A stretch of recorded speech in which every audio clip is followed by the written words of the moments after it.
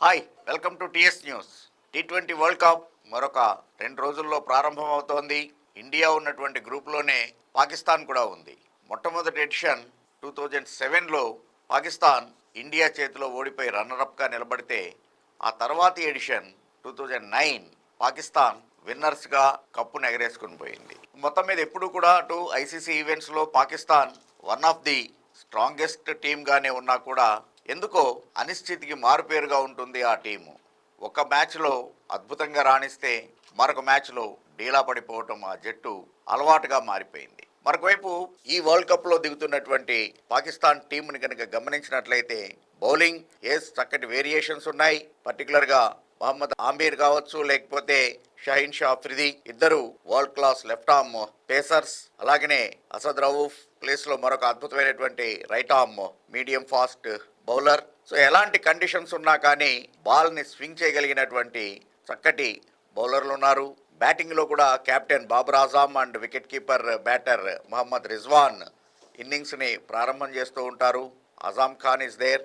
అలాగనే ఇఫ్తికార్ అహ్మద్.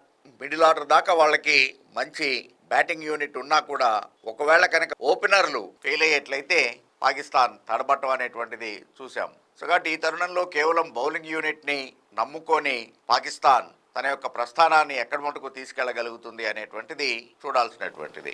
మొత్తం మీద అయితే కనుక ప్రతి గ్రూప్లోనూ 5 టీములు, టాప్ 2లో ఉన్నటువంటి 2 టీములు సూపర్ 8కి చేరతాయి. సో ఆ యాంగిల్లో గమనించినప్పుడు మన గ్రూప్లో ఉన్నటువంటి మిగిలినటువంటి టీములు ఆఫ్ కోర్స్ పాకిస్తాన్కి తోడుగా ఇండియా ఉంది, అలాగనే ఐర్లాండ్. కాస్త కూస్తో ప్రతిఘటించగలిగినటువంటిది ఐర్లాండ్ మాత్రమే.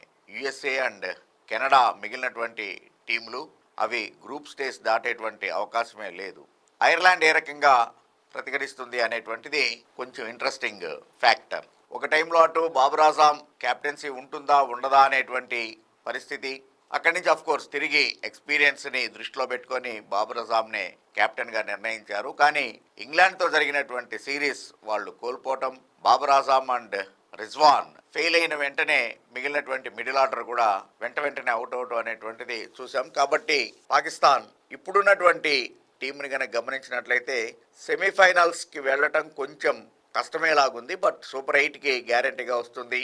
సూపర్ 8లో ఏ రకమైనటువంటి ప్రదర్శన చేస్తుంది అనేటువంటి దాని మీద వాళ్ళ యొక్క టాప్ 4 సెమీస్ అవకాశాలు ఆధారపడి ఉంటాయి.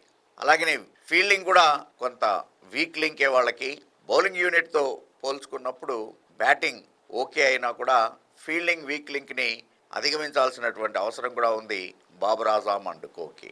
ఓవరాల్గా ఈ వరల్డ్ కప్లో వన్ ఆఫ్ ది టైటిల్ ఫేవరెట్గా బరిలోకి దిగుతోంది పాకిస్తాన్. కానీ దాన్ని నిలుపుకోగలుగుతుందా, ఆ రకమైనటువంటి ప్రదర్శన చేయగలుగుతుందా కేవలం బౌలింగ్ మీద ఆధారపడి అనేటువంటిదే ఇక్కడ ప్రశ్న.